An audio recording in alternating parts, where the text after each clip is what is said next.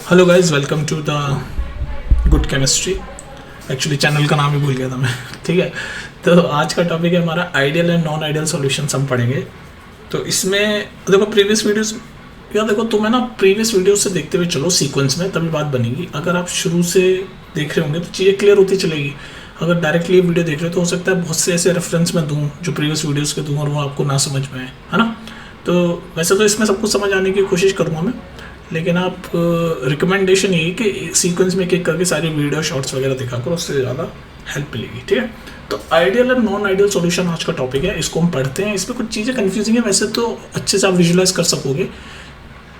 इस वीडियो को सुनने स्टार्ट करने से पहले मैं आपको ये सजेस्ट करूँगा कि आप ध्यान से सुनना, जो मैं बोल रहा हूँ उसको ध्यान से सुनना और विजुलाइज करने की कोशिश करना। ठीक है, कॉन्सेप्ट समझ आ जाएगा। ज़्यादा बड़ा कॉन्सेप्ट नहीं है, ज़्यादा कॉम्प्लिकेटेड भी नहीं है, बस ध्यान से सुनना। तो आइडियल और अगर हम नॉन आइडियल सॉल्यूशन हम पढ़ रहे हैं, तो अगर मैं लिक्विड सॉल्यूशन की बात करूँ, लिक्विड सॉल्यूशन की, ठीक है, मैंने पढ़ाना शुरू कर दिया, ध्यान दो। लिक्विड सॉल्यूशन की अगर मैं बात करूँ, मतलब कि सॉल्यूट भी कोई लिक्विड ही है और सॉल्वेंट भी आपका कोई लिक्विड ही है। अगर इस तरह के सॉल्यूशन लिक्विड सॉल्यूशन की बात करूँ तो लिक्विड सॉल्यूशन को मैं दो पार्ट में डिवाइड कर सकता हूँ। कौन सा? एक बोल सकता हूँ मैं आइडियल सॉल्यूशन और एक बोल सकता हूँ मैं नॉन आइडियल सॉल्यूशन। तो जब भी लिक्विड सॉल्यूशन है तो उनको मैं दो पार्ट में डिवाइड कर सकता हूँ, आइडियल सॉल्यूशन और लिक्विड सॉल्यूशन को या तो आइडियल सॉल्यूशन बोल लूँगा या फिर नॉन आइडियल सॉल्यूशन बोल दूँगा। ठीक है, अब किस बेसिस पर बोल दूँगा ideal solution non ideal solution पे? तो सबसे ईजी डेफिनेशन ये है, हमारा रॉल्स लॉ है। रॉल्स लॉ आपने पढ़ा है ना, प्रीवियस वीडियो में मैंने बताया, नहीं पढ़ा तो पढ़ लेना।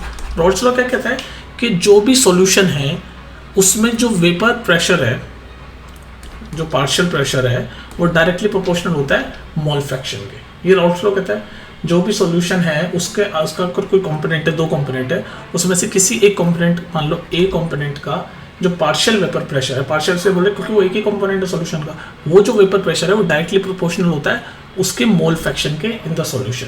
और ये प्रोपोर्शनलिटी का साइन हटाने के लिए हम क्या लिखते थे? पी नॉट ए एक्स ए, जिसमें पी नॉट ए क्या होता है? पी नॉट ए क्या होता है भाई? पी नॉट ए एक्स ए, जिसमें पी नॉट ये होता है कि प्योर सॉल्वेंट का वेपर प्रेशर, मतलब ये जो प्रेशर है ए कंपोनेंट का, ये तो सॉल्यूशन में है। अगर मैं प्योर कंपोनेंट लूँ तो उसका जो वेपर प्रेशर होगा उसको मैं पी नॉट ए बोलता हूँ। खैर ये तो मैं रॉल्स लॉ एक्सप्लेन कर रहा हूँ, अगर ये समझ नहीं आया तो एक प्रॉपर वीडियो डेडिकेटेड है वो देख लेना। तो ये यहाँ पर आते हैं वापस के आइडियल सॉल्यूशन की डेफिनेशन क्या है कि जो रॉल्स लॉ को ओबे करती है उसको हम आइडियल सॉल्यूशन बोलते हैं। मतलब जो रॉल्स लॉ को थ्रू आउट एंटायर कंसंट्रेशन के लिए, चाहे कंसंट्रेशन कम हो चाहे ज़्यादा हो, तो through out overall entire range of concentration के लिए जो रॉल्स लॉ को ओबे करता है उसको हम बोलते हैं ideal solution. Which obey Raoult's law over entire range of concentration, मतलब कंसंट्रेशन कैसी भी हो रॉल्स लॉ वो ओबे करेगा। मतलब रॉल्स लॉ ये नहीं समझ आ रहा तो ये देख लेना, ठीक है, रेंज ऑफ कंसंट्रेशन। तो इसका अपोजिट ही होगा नॉन आइडियल, तो मैं बस यहाँ लिखूंगा, उसका अपोजिट करते जाना। दूसरी बात ये है, आइडियल सॉल्यूशन वो होते हैं, एक तो रॉल्स लॉ को ओबे करेगा over entire range of concentration. दूसरी बात ये है कि जो एंथैल्पी होती है ना, मिक्सिंग एंथैल्पी MH, वो जीरो के बराबर होती है। मिक्सिंग एंथैल्पी मतलब ये क्या होता है? मिक्सिंग एंथैल्पी ये भी समझ लो। मिक्सिंग एंथैल्पी मतलब जैसे कोई सॉल्यूशन, कोई दो कंपोनेंट को मिक्स करते हैं तो जो हीट प्रोड्यूस होती है या इवॉल्व, या तो एब्जॉर्ब होती है इवॉल्व होती है, तो वो जो होती है ना, अगर मान लो हीट रिलीज होगी तो मिक्सिंग एंथैल्पी नेगेटिव होगी। और इस तरीके की मिक्सिंग एंथैल्पी नेगेटिव होती है तो हम उनको बोलते हैं एक्सोथर्मिक रिएक्शन। मतलब जब दो कंपोनेंट मिक्स हो रहे हैं तो वो एक एक्सोथर्मिक रिएक्शन हो रहा है, मतलब हीट रिलीज कर रहे हैं। और अगर मिक्सिंग एंथैल्पी, मतलब मिक्सिंग एंथैल्पी बेसिकली मतलब जो सॉल्यूशन की हीट कंटेंट, मतलब क्या हीट है उसकी, हीट कंटेंट को ही हम मिक्सिंग एंथैल्पी बोलते हैं। मतलब हीट क्या है सॉल्यूशन की, तो मतलब अगर नेगेटिव है तो मतलब हीट रिलीज कर रहा है वो मिक्स होने के बाद, वो सॉल्यूशन में जो सॉल्यूशन बन रहा है ना, दो कंपोनेंट मिक्स होकर सॉल्यूशन बन रहे हैं, तो वो अगर एंथैल्पी उसकी हीट रिलीज कर रहे हैं, वो एक्सोथर्मिक रिएक्शन है मिक्स होना, तो एंथैल्पी जीरो होगी, वो लेस देन जीरो होगी, नेगेटिव होगी। या फिर एंडोथर्मिक होगा तो एंथैल्पी आपकी मोर देन जीरो होगी। तो मतलब या तो नेगेटिव होगी या पॉजिटिव होगी एंथैल्पी, लेकिन आइडियल सॉल्यूशन में एंथैल्पी हमेशा जीरो होती है। मतलब कोई हीट ना तो रिलीज हो रही है ना एब्जॉर्ब हो रही है। ये समझ लो आइडियल सॉल्यूशन में जब दो कंपोनेंट मिक्स होते हैं तो ना तो हीट रिलीज हो रही है ना ही एब्जॉर्ब हो रही है। तो इसका उल्टा नॉन आइडियल में क्या होगा कि एंथैल्पी ऑफ मिक्सिंग आपकी नेगेटिव भी हो सकती है कभी कभार पॉजिटिव भी हो सकती है। मतलब दो कंपोनेंट मिक्स होकर कभी कभार हीट रिलीज कर सकते हैं, यानी कि एक्सोथर्मिक रिएक्शन होता है दोनों कंपोनेंट का मिक्स होना, या फिर कभी कभार हीट को एब्जॉर्ब करते हैं, यानी कि एंडोथर्मिक रिएक्शन होता है दो कंपोनेंट का मिक्स होना इन नॉन आइडियल सॉल्यूशन। ठीक है, तो उल्टा हो गया दोनों का, एक तरह से डिफरेंशिएशन भी बता रहा हूँ। तीसरा डिफरेंशिएशन यहाँ लिख दो, तीसरा कंफ्यूज तो नहीं हो गया, ये पहले दो और तीसरा ये। तो तीसरी आइडियल सॉल्यूशन वो होते हैं जिनमें वॉल्यूम ऑफ मिक्सिंग भी जीरो होता है। किसमें? आइडियल में। वॉल्यूम ऑफ मिक्सिंग मतलब जैसे अगर मान लो मैं दो कंपोनेंट को मिक्स कर रहा हूँ, कंपोनेंट ए कंपोनेंट बी, तो कंपोनेंट ए और कंपोनेंट बी को जब मैंने मिक्स किया और जो सॉल्यूशन बना वो इन दोनों का सम, उनका इसका ए का वॉल्यूम और बी के वॉल्यूम के सम के बराबर ही हुआ। मतलब ना तो वॉल्यूम बढ़ा, कई बार क्या होता है जब हम दो कंपोनेंट को मिक्स करते हैं ना तो या तो वॉल्यूम बढ़ जाता है घट जाता है, क्योंकि मिक्स हो रहे हैं तो बहुत सारी चीज़ें उनमें हो रही है, रिएक्शन हो रहा है, या तो एक्सोथर्मिक रिएक्शन भी हो सकता है, एंडोथर्मिक भी रिएक्शन हो सकता है, तो हो सकता है वॉल्यूम आपका कम हो जाए या बढ़ जाए। लेकिन जो आइडियल सॉल्यूशन होते हैं उनमें वॉल्यूम एकदम कांस्टेंट रहता है, मतलब कि जो ए का वॉल्यूम है और बी का वॉल्यूम है वही पूरे सॉल्यूशन का वॉल्यूम होगा दोनों का, मतलब दोनों का ऐड करके जो सॉल्यूशन का वॉल्यूम वही होगा। तो ये आइडियल सॉल्यूशन की ये भी कंडीशन है। तो ये तीन कंडीशन है आइडियल सॉल्यूशन की, और ऑब्वियसली इसका अपोजिट नॉन आइडियल में मिक्सिंग वॉल्यूम आपका जीरो नहीं होता, मिक्सिंग वॉल्यूम आपका जीरो नहीं होता, मतलब नेगेटिव भी हो सकता है पॉजिटिव भी हो सकता है। ये समझ आ गया आइडियल और नॉन आइडियल सॉल्यूशन का आपको डिफरेंस। ठीक है, यहाँ तक थी बात क्लियर आपकी। अब क्या मैं बोलना चाह रहा हूँ, अब मैं आपको मॉलिक्यूलर लेवल पे आइडियल सॉल्यूशन और नॉन आइडियल सॉल्यूशन का डिफरेंस बताता हूँ। मॉलिक्यूलर लेवल पे क्या हो रहा है भाई, मान लो दो कंपोनेंट है, पहले आइडियल का समझ लो, आइडियल सॉल्यूशन मॉलिक्यूलर लेवल पे क्या हो रहा है उनमें, आइडियल सॉल्यूशन का बिहेवियर कैसा है। ठीक है, तो मान लो आपके आइडियल सॉल्यूशन बन रहा है दो कंपोनेंट से, कंपोनेंट ए और कंपोनेंट बी। तो एक सॉल्यूशन है उसमें एक कंपोनेंट ए है एक कंपोनेंट बी है, तो इसमें कौन कौन सी इंटरमॉलिक्यूलर फोर्स ऑफ अट्रैक्शन हो रही है, कौन कौन सी अट्रैक्टिव फोर्सेज या इंट्रैक्शन हो रहे हैं। तो एक तो हो रहा होगा कि जो ए कंपोनेंट है आपस में इनके बीच में कुछ इंट्रैक्शन हो रहा होगा, इंटरमॉलिक्यूलर अट्रैक्शन हो रहा होगा। ठीक है, इसको आप बोल सकते हो ऐसे, ये क्या है, इंटरमॉलिक्यूलर अट्रैक्शन, आई ए, मतलब ए भाई कोई कंपोनेंट है ए, तो वो उसके मॉलिक्यूल भी तो आपस में अट्रैक्टेड और इंटरेक्शन कर रहे होंगे, मतलब अट्रैक्ट कर हो रहे होंगे एक दूसरे से, है ना।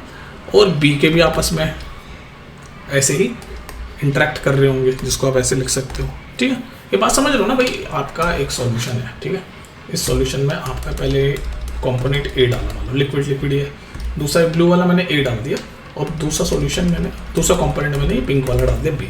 तो ये दो सॉल्यूशन है, तो उसमें क्या कौन कौन सी फोर्सेस लग रही है बेसिकली मॉलिक्यूलर लेवल पे, वो मॉलिक्यूल आपस में कैसे इंटरेक्ट कर रहे हैं, कौन कौन सी इंटरेक्शन फोर्सेस लग रही है, ये समझाना चाह रहा हूँ मैं तुम्हें। इंटरेक्शन, कौन कौन सी इंटरेक्शन फोर्सेस, अट्रैक्टिव फोर्सेस लग रही भाई। एक तो ये जो ए ब्लू वाला जो कंपोनेंट है, ए जो कंपोनेंट है, इसमें आपकी ये आपस में इनके मॉलिक्यूल ऐसे इनमें अट्रैक्शन हो रहा होगा। बी वाले भी ऐसे ही आपस में इनमें भी इंटरेक्शन हो रहा होगा। उसके बाद आपस में ये दोनों ए और बी वाले भी आपस में भी कर रहे होंगे, यानी ब्लू या पिंक वाले भी आपस में कर रहे होंगे। तो एक और कौन सी इंटरेक्शन हो रही होगी इनमें, ए बी, जिसको आप ऐसे लिख सकते हो। ये आई क्या मैं बोल रहा हूँ, आई मतलब इंटरेक्शन।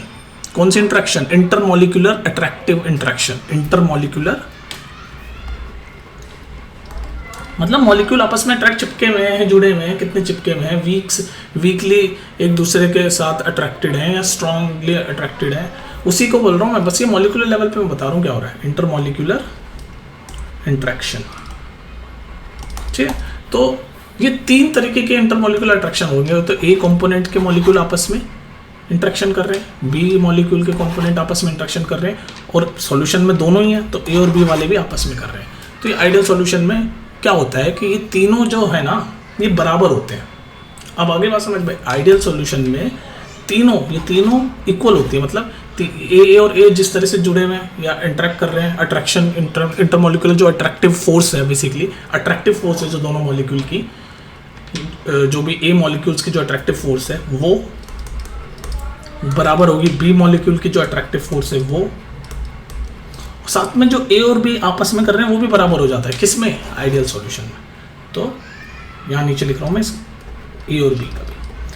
तो ये आपकी कंडीशन होती है आइडियल सॉल्यूशन की मॉलिक्यूलर लेवल पे। मॉलिक्यूलर लेवल पे क्या कंडीशन है समझ आई कि भाई ए के मॉलिक्यूल जो आपस में इंटरेक्ट कर रहे हैं, बी के मॉलिक्यूल जो आपस में इंटरेक्ट कर रहे हैं, ये देखो ना, ए के मॉलिक्यूल जो आपस में इंटरेक्ट कर रहे हैं, बी के मॉलिक्यूल जो आपस में इंटरेक्ट कर रहे हैं, और ए और बी के भी तो आपस में करेंगे, सॉल्यूशन में घुले हुए हैं। तो ये तीनों जो इंटरेक्टिव फोर्स है, अट्रैक्शन, बेसिकली आप इसको आसान भाषा में ही बोल लो, जो तीनों के बीच में जो अट्रैक्टिव फोर्सेज हैं वो इक्वल होती है किसमें, आइडियल सॉल्यूशन में। तो अब आप गैस कर पा रहे होंगे भाई नॉन आइडियल सॉल्यूशन में क्या हो रहा होगा। नॉन आइडियल सॉल्यूशन में इंटरेक्ट मॉलिक्यूलर लेवल पे क्या होता है, अब ये भी देख लो। वही हम ले लेते हैं, मान लो दो आपके कंपोनेंट हैं, कंपोनेंट ए और कंपोनेंट बी।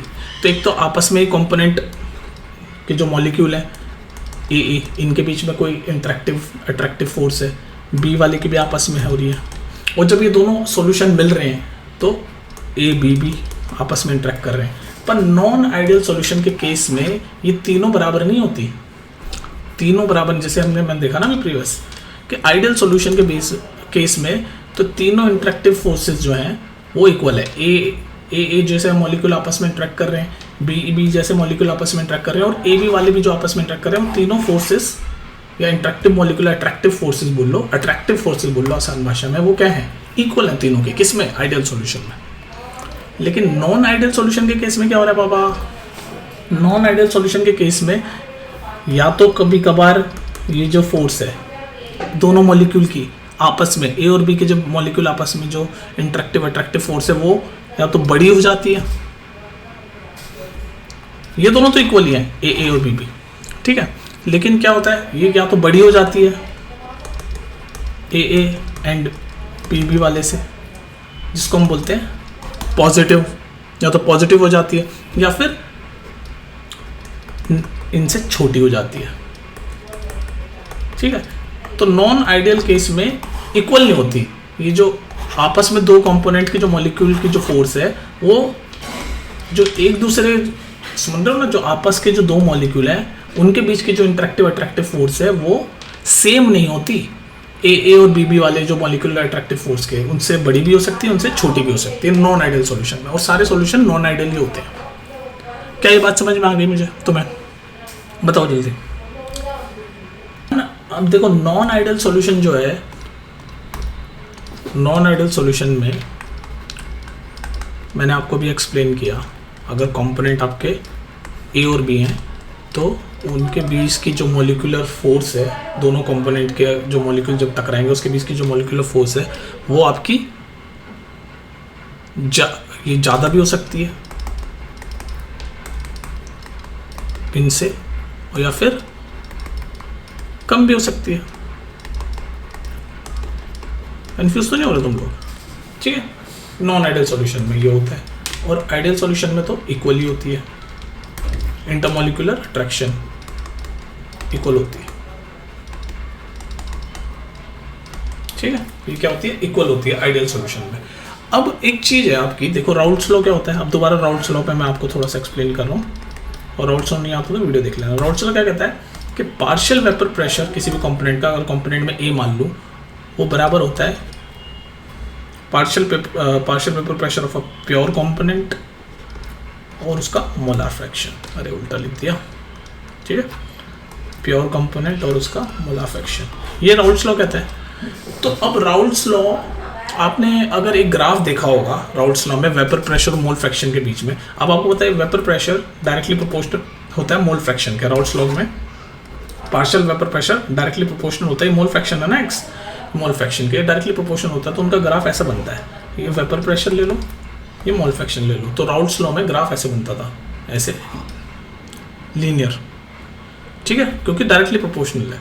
तो अगर अब देखो अब आइडियल सॉल्यूशन में तो कुछ नहीं है, आपका जीरो रहता है सब कुछ, लेकिन नॉन आइडियल सॉल्यूशन में अगर आपका पॉजिटिव डिविएशन दिखाता है, मतलब कि जो राउल्ट्स लॉ है उससे ऐसे, ये जो मैं ब्लू कर रहा हूँ ना, ऐसे ऐसे दिखाएगा, ऊपर की तरफ पॉजिटिव डिविएशन अगर दिखाएगा तो क्या होगा, पॉजिटिव डिविएशन मतलब ये होता है कि भाई जो उसका जो वेपर प्रेशर है ना, जो वेपर प्रेशर है वो ज़्यादा होगा इससे, ये जो हम राउल्ट्स लॉ में जो होता बराबर होता था, लेकिन अगर पॉजिटिव डिविएशन दिखाएगा तो वेपर प्रेशर ज़्यादा होगा राउल्ट्स लॉ से, तो उसको हम बोलेंगे जो वेपर प्रेशर जो राउल्ट्स लॉ ने एस्टिमेट किया है किसी भी कंपोनेंट का जो वेपर प्रेशर, राउल्ट्स लॉ ने जो प्रिडिक्ट किया है, बेसिकली आसान भाषा में जो राउल्ट्स लॉ ने प्रिडिक्ट किया है, हमने क्या बोला था कि नॉन आइडियल सॉल्यूशन तो राउल्ट्स लॉ को और पूरे ओबे करते हैं, लेकिन नॉन आइडियल सॉल्यूशन का मैंने क्या बताया था शुरू में डेफिनेशन में बताया था, मैंने आपको क्या बताया था बताओ, मैंने क्या बताया था, नॉन आइडियल सॉल्यूशन में राउल्ट्स लॉ ये तो कह रहा था ये ओबे करता है, और इसका ऑपोजिट नॉन आइडियल सॉल्यूशन में राउल्ट्स लॉ ओबे नहीं करता। तो यहाँ पर वही हो रहा है कि अगर आपका राउल्ट्स लॉ इसमें तो होगा ओबे, हम सिर्फ नॉन आइडियल की बात कर रहे हैं, तो अगर राउल्ट्स लॉ ओबे नहीं हो रहा तो मतलब या तो राउल्ट्स लॉ से वेपर प्रेशर ज़्यादा होगा जो राउल्ट्स लॉ प्रोटेक्ट करता है किसी भी कंपोनेंट का, या उससे कम होगा। तो अगर ज़्यादा होगा तो हम उसको बोलते हैं पॉजिटिव डिविएशन, भाई पॉजिटिव है ज़्यादा है, तो उसमें उस केस में क्या होगा, कैरेक्टरिस्टिक कि partial vapour pressure of component A is greater than this. ये किस केस में होगा, पॉजिटिव डिविएशन, मतलब जो राउल्ट्स लॉ ने जो वेपर प्रेशर प्रिडिक्ट किया है उससे जो ज़्यादा वेपर प्रेशर होता है तो उसको हम बोलते हैं पॉजिटिव डिविएशन, और उस केस में ये आएगा। अब इसका उल्टा आप गैस कर सकते हो, अगर राउल्ट्स लॉ ने जो प्रिडिक्ट किया है वेपर प्रेशर को किसी कंपोनेंट के उससे कम अगर वेपर प्रेशर आ रहा है तो हम क्या बोलेंगे, ये बोलेंगे, तो ये इसको हम बोलेंगे negative deviation from Raoult's law. मतलब राउल्ट्स लॉ तो ये कह रहा है, उसने तो ये प्रिडिक्ट किया भाई वेपर प्रेशर, लेकिन नॉन आइडियल सॉल्यूशन जो है वो राउल्ट्स लॉ को थ्रू आउट ओबे नहीं करता। ये तो फंडामेंटल या बेसिक डेफिनेशन हो गई नॉन आइडियल सॉल्यूशन की, वो पूरा फॉलो नहीं करता। तो या तो उसमें पॉजिटिव डिविएशन आ जाती है फिर नेगेटिव डिविएशन आ जाती है, ठीक है। तो ये था पूरा मतलब आपका आइडियल सॉल्यूशन और नॉन आइडियल सॉल्यूशन का खेल। इसको अगर आपको समझ नहीं आ रहा तो आप एक दो बार सुन लो, आपको समझ आ जाएगा। बाकी अब मैं थोड़ा सा कंक्लूड करने की कोशिश करता हूँ। कंक्लूड कंफ्यूज करना नहीं है मुझे आपको। कंक्लूड क्या पढ़ा हमने आज में? आज हमने पढ़ा कि अगर कोई लिक्विड सॉल्यूशन है तो वो दो टाइप के होंगे। कौन से? या तो वो आइडियल होगा या फिर नॉन आइडियल होगा, ये पढ़ा मैंने। और आइडियल सॉल्यूशन में क्या होता है भाई, वो राउल्ट्स लॉ को थ्रू आउट पूरी जैसे भी कंसंट्रेशन हो, कम हो जाता हो, वो राउल्ट्स लॉ को ओबे करता है। Non ideal solution Raoult's law को ओबे नहीं, थ्रू आउट ओबे नहीं करता। या तो राउल्ट्स लॉ से जो भी राउल्ट्स लॉ की वेपर प्रेशर की प्रेडिक्शन होती है उससे पॉजिटिव आएगी, यानी ज़्यादा वेपर प्रेशर होगा, या फिर नेगेटिव होगी, उससे कम वेपर प्रेशर जनरेट होगा। दूसरी बात, आइडियल सॉल्यूशन में जब मिक्सिंग एंथैल्पी होती है वो ज़ीरो होती है। इसमें नेगेटिव भी हो सकती है, पॉजिटिव भी हो सकती है। नॉन आइडियल सॉल्यूशन में, आइडियल सॉल्यूशन में वॉल्यूम ऑफ मिक्सिंग ज़ीरो होता है। मैं बता चुका हूँ वॉल्यूम मिक्सिंग क्या है, कि भाई जब ए कंपोनेंट और बी कंपोनेंट को मैं मिक्स कर रहा हूँ तो मिक्स करके उनका वॉल्यूम, इन दोनों के वॉल्यूम के सब एडिशन ही हुआ, मतलब वॉल्यूम मिक्स करने के बाद ना घटा ना कम हुआ। किस में? आइडियल सॉल्यूशन में। लेकिन नॉन आइडियल सॉल्यूशन में घट भी सकता है वॉल्यूम, बढ़ भी सकता है, ठीक है। मतलब ए और बी का जो वॉल्यूम है उनसे ज़्यादा भी आ सकता है और कम भी आ सकता है सॉल्यूशन का वॉल्यूम, ठीक है। तो ये था। और मॉलिक्यूलर लेवल पे भी मैंने आपको एक्सप्लेन किया कि आइडियल सॉल्यूशन में क्या होता है। आइडियल सॉल्यूशन में जो दोनों कंपोनेंट की मॉलिक्यूल की जो इंट्रैक्शन है, मतलब दो कंपोनेंट ए बी है तो उसके मॉलिक्यूल की जो इंट्रैक्शन है, अट्रैक्टिव फोर्स है, वो बराबर होगी ए मॉलिक्यूल के, ए कंपोनेंट के मॉलिक्यूल जो आपस में इंटरेक्ट कर रहे हैं और बी कंपोनेंट के मॉलिक्यूल जो आपस में इंटरेक्ट कर रहे हैं उसके इक्वल होती है। किसमें? आइडियल सॉल्यूशन में। नॉन आइडियल सॉल्यूशन में क्या होता है कि जो दो कंपोनेंट है ए और बी, उसकी जो इंटरेक्टिव फोर्स है वो ज़्यादा भी हो सकती है और कम भी हो सकती है। किससे? जो ए कंपोनेंट के मॉलिक्यूल या फिर बी मॉलिक्यूल के जो कंपोनेंट के जो मॉलिक्यूल है आपस में इंटरेक्ट कर रहे हैं उससे ज़्यादा भी हो सकती है और कम भी हो सकती है, ठीक है। ये मॉलिक्यूलर लेवल पे मैंने देख लिया आपको कैसे आइडियल और नॉन आइडियल सॉल्यूशन बिहेव करते हैं, ठीक है। और करेक्टरिस्टिक क्या था भाई? मैंने आपको बताया कि अगर राउल्ट्स लॉ से पॉजिटिव डिविएशन आ रहा है तो क्या होगा। राउल्ट्स लॉ का फॉर्मूला तो ये होता है, मैं बताया कि पार्शियल प्रेशर ऑफ किसी कंपोनेंट ए का होता है, क्या होता है कि भाई वो जो प्योर कंपोनेंट अगर वो हो, वो पार्शियल प्रेशर मल्टीप्लाई बाय उसका मोल फ्रैक्शन, ये होता है राउल्ट्स लॉ। लेकिन अगर पॉजिटिव डिविएशन आ रहा है राउल्ट्स लॉ से, नॉन आइडियल में ही आता है पॉजिटिव नेगेटिव, ठीक है, तो वो क्या होगा, उसमें करेक्टरिस्टिक ये हो जाएगा कि partial pressure of component A positive deviation के केस में, मतलब ज़्यादा वेपर प्रेशर। पॉजिटिव डिविएशन का मतलब ये है कि जितना राउल्ट्स लॉ ने वेपर प्रेशर प्रिडिक्ट किए किसी कंपोनेंट की उससे ज़्यादा आ रहा है, तभी हम बोल रहे हैं पॉजिटिव डिविएशन। तो उस केस में वेपर प्रेशर ज़्यादा होगा इससे, ये जो हमारा राउल्ट्स लेवल है। और अगर नेगेटिव डिविएशन मतलब जितनी राउल्ट्स हमने प्रिडिक्ट की उससे कम, तो अगर कंपोनेंट है तो उससे कम।